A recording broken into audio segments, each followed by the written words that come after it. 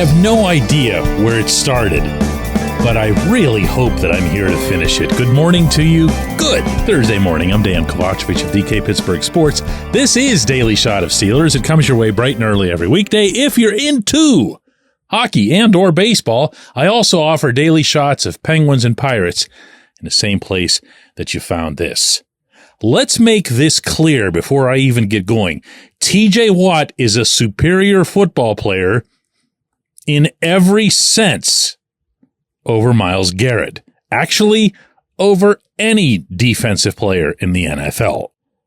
This, unfortunately, is not universally accepted, and that's because way too many people pay attention to the nonsense that gets spewed by the Chris Collinsworth-owned, Ohio-operated Pro Football Focus. Now, that said, wherever this got started on social media a couple of days ago, it really took fire over the past 48 hours. The plain and simple debate of which is more valuable, sacks or pressures, bringing down the quarterback or just getting to the quarterback. And to me, there are two ways to look at this, and hear me out on it, because there is an argument to be made regarding pressures, and I'll get to it. But first off, sacks are very, very obviously more important, more impactful over the course of a football game. There's no way that they couldn't be. There's no counter to that argument. One of them is finishing the job, and the other one is just kind of getting there. Now, that said, the pressures argument is classic statistical analysis more than it is actual sports analysis. And here's what I mean by that. Statistical analysis always leans toward the predictive. Numbers that could theoretically forecast how a player will do over the longer term. Or if they're younger, and let's say, eligible for the draft, how their skill set will translate, notice the future tense, once they're in the NFL. In hockey, for example, where the advanced analytics aren't even really advanced, they're pretty crude, almost everything is based in some way, shape, or form off of shots on goal. And the same goes for the forwards themselves. They'll say, well, he gets a lot of shots on goal. That means he's doing a lot of things right, and we think that can eventually turn into scoring goals. It's predictive. It's looking forward. In baseball, which has the most advanced analytics, you can now look at launch angle, exit velocity, spray charts to show how you can hit the ball all over the field, how you handle different pitches. It's an absolute goldmine. And yes, there are ways that you can take those things and completely separate them from something as rudimentary as batting average and say, listen, we don't care what he's hitting right now. We see traits with that bat. Or apply all this to pitching too, that show us that this individual can do this once they get to the majors. That's what this is about. When it comes to PFF and making these grades and assigning pass rush win rate, what they're showing, or what they're attempting to show, is that a player beats the man in front of him, to borrow from James Harrison, more often than somebody else does. And I can very much see where that had come into play in a future type setting. This will be the second time I've mentioned Jarvis Jones in a week, but Jarvis had regularly beaten the man in front of him in college, and you had the same kind of data/film study that you have now in football.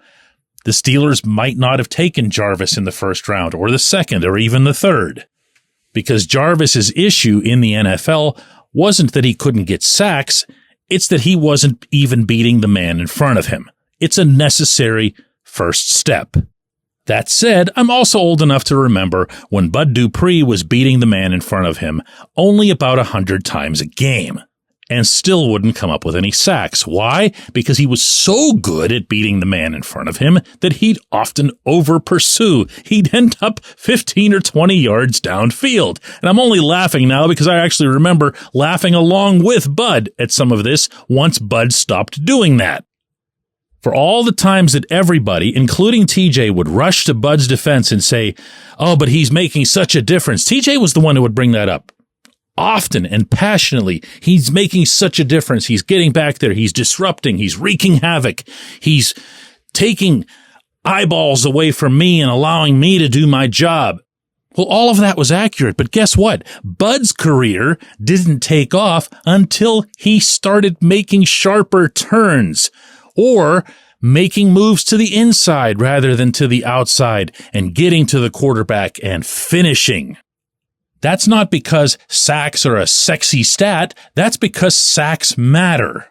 The mistake that the PFF people made forever ago was confusing these two things. If they had stuck with pass rush win rate as a predictive stat, which is all it is, rather than grossly overvaluing it, arguably for their own biased interest, they'd have really been onto something and might even have helped people understand football better instead of just flagrantly discrediting themselves and everything that they do with this preposterous notion that pressures are somehow important than sacks. It's insanity. When we come back, J1Q.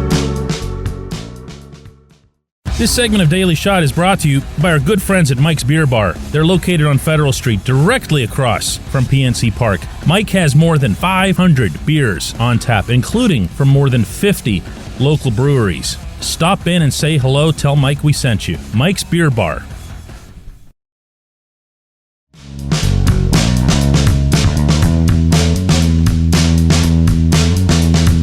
Today's J1Q comes from BJ, who says, DK, do you think Omar Khan could use Justin Fields as preseason or in-season trade capital if Russell Wilson ends up being in full control of running the offense? I don't think so. And I say that mostly because not a soul who's listening to this program today can name the Steelers' number 3 quarterback. No, seriously, tell me who's the number 3 quarterback. I know who it is. I'm asking you. And if you don't know, and I'm sure some of you do, and you woke up today and pressed play on something called Daily Shot of Steelers, imagine how prominent this individual must be within the football world. My belief is that the Steelers are entering this season with what they believe is a tandem.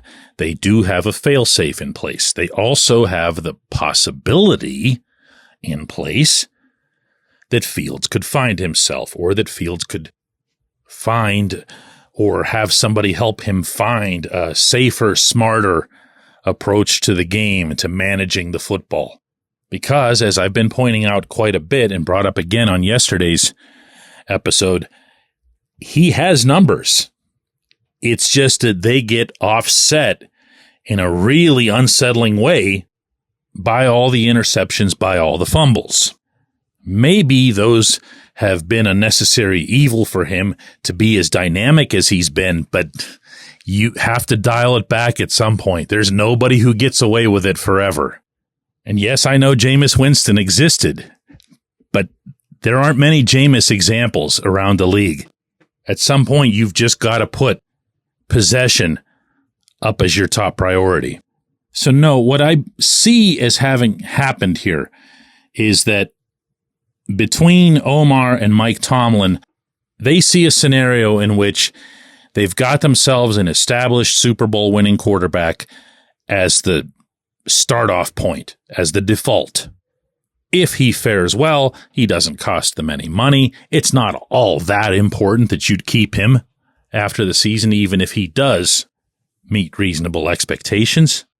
And you also have yourself right there, under your own roof, what everyone in Pittsburgh actually has been wanting for a very, very, very long time, which is one of those big-name, high-pedigree, Heisman nominee type quarterbacks.